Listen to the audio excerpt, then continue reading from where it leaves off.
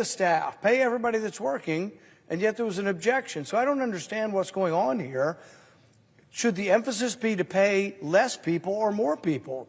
Why would we try to punish certain groups of people instead of paying all the people who are working? Why would we not do that? So I don't understand the process we've gone through here. We just had a chance to pay all the people. We had a chance to pay the air traffic controllers. We had a chance to pay the soldiers. We had a chance to pay all the government workers. And then there was an objection. So I don't understand what we've gone through here. But I, for one, believe that the workers should be paid. I, for one, believe that we should fix this permanently. The bill that I have presented is not just to pay them one time. It's to pay all workers all the time who are under contract, who show up for work, whether there's a shutdown or not. It's a permanent payday for those who do their job. That was the fix. It's not a niche bill. It's not to punish one group or the other group. It's to say, if you're working and there's a disagreement on the spending levels, that all workers are paid. I don't understand the objection, and I will continue to support paying all the workers all the time they're at work, whether there's a shutdown or not. I object. Objection is heard. Mr. President. Chair recognizes Senator for Louisiana. A point of clarification. Senator Paul has objected to my bill, or he wants me to modify it? He objected to your bill. Okay. I'm not done yet. Let me see. Maybe I wasn't clear. I apologize, Rand, if I wasn't clear. I support Rand's bill. It's actually Ron John's bill, but I support his idea. What I'm saying is, if everybody over here isn't being paid, members of Congress shouldn't be paid. Okay. What Rand is saying, Senator Paul is saying, is let's pay everybody, and he's absolutely right. I support that, but I want to pass something. I want to pass something, Senator Durbin. We live in the real world. And my bill is more likely to pass the House and more likely to be signed by the President than Senator Paul's bill. I wish that wasn't the case, but it is. I don't think that the House is going to pass Senator Paul's bill. And I don't think it's any secret. I'm not saying he's right or wrong, but President Trump does not consider Senator Paul to be part of the MAGA agenda. He said that. He's tweeted it about a squillion times. Am I wrong, Senator Durbin? I mean, he's tweeted it about a squillion times. And he's going to veto Senator Paul's bill because his name is on it. He's going to knock it to Uranus. He's going to knock it into a new zip code. And then what have Rand and I done? We put on a pretty performance. I want to pass something. Now, I tried to pass my bill preventing members of Congress from being paid. And you can pretty it up all you want to, but Rand objected. And I'm not judging him.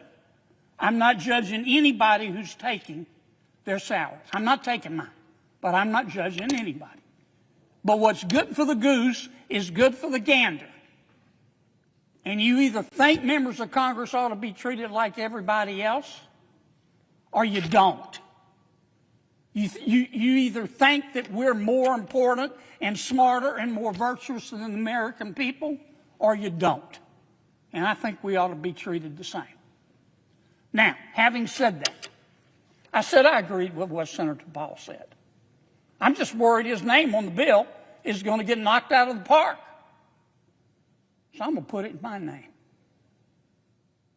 Let's do what, it's not Senator Paul's bill. It's Senator Ron Johnson's bill. And what Ron John's, we call him Ron John, I'm sorry, Senator Ron Johnson from the wonderful state of Wisconsin. What Senator Johnson has proposed, that I've voted for repeatedly, says, look, if you're deemed an essential employee right now, you're working, but you're not being paid. Senator Johnson's bill says, we're going to pay you. I voted for that. It also says if you're furloughed, if you're deemed to be non-essential, then you're not working, but you will get paid once we come out of this shutdown. Does that make sense? That's what Senator Ron Johnson has proposed. And as I told my good friend Senator Paul, I agree with him. Senator Paul's name is on that bill. It's going to be vetoed 6 ways to Sunday. I'm going to try to put my name on the bill. Maybe it'll get passed, maybe it won't, but I think I have a better chance than Senator Paul. That's just my personal opinion. It's not meant to be personal. So, for that reason, Mr. President, I tried a third way. It's not my preferred way, but we got to get out of this mess. I ask unanimous consent that the Senate proceed to the immediate consideration of calendar number 191 S302, which, as I've indicated, Mr. President, I think we've got a chance to pass the House with it, and I really don't think President Trump will veto it if I explain to him it's Senator Ron Johnson's bill. And I further ask that the bill be considered read a third time and passed, and that the motion to reconsider be considered made and laid upon the table. Is there an objection?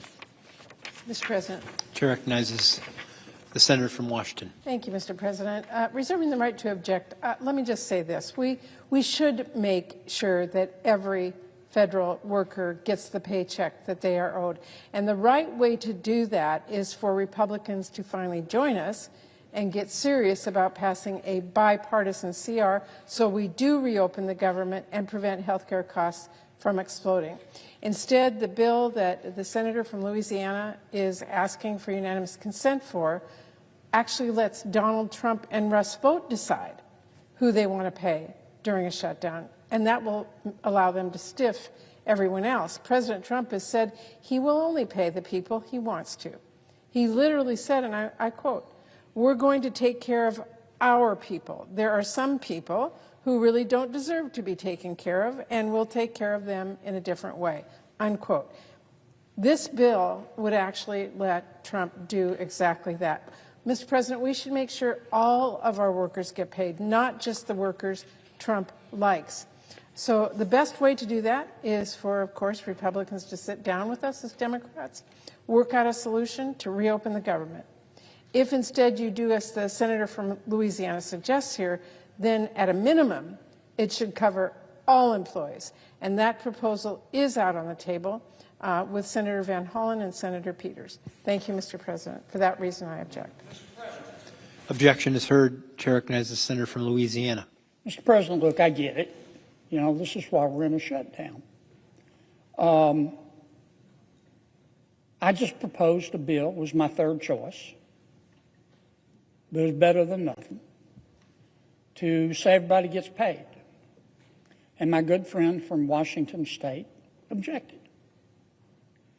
I don't know what else to do.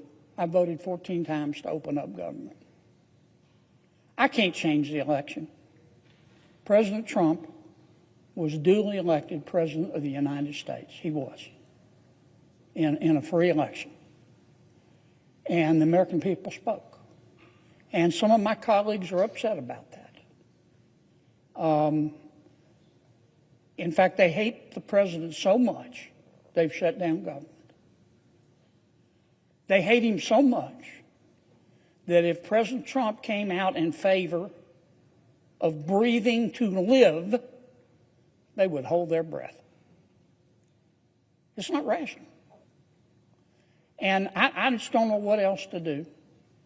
All I can tell my Democratic friends is, look, reasonable people disagree, and I get it. But you're just being too emotional. You need to go drink a big, old, cold, tall glass of get over it and realize that President Trump is the President of the United States. Don't shut government down because of it. Mr. President, you've been really patient. And even though the parliamentarian tried to get you to dodge my questions, you answered them straight up, and I really appreciate it. With that, I yield. No, I suggest the absence of a quorum. Clerk will call the roll. Ms. Osterbrooks.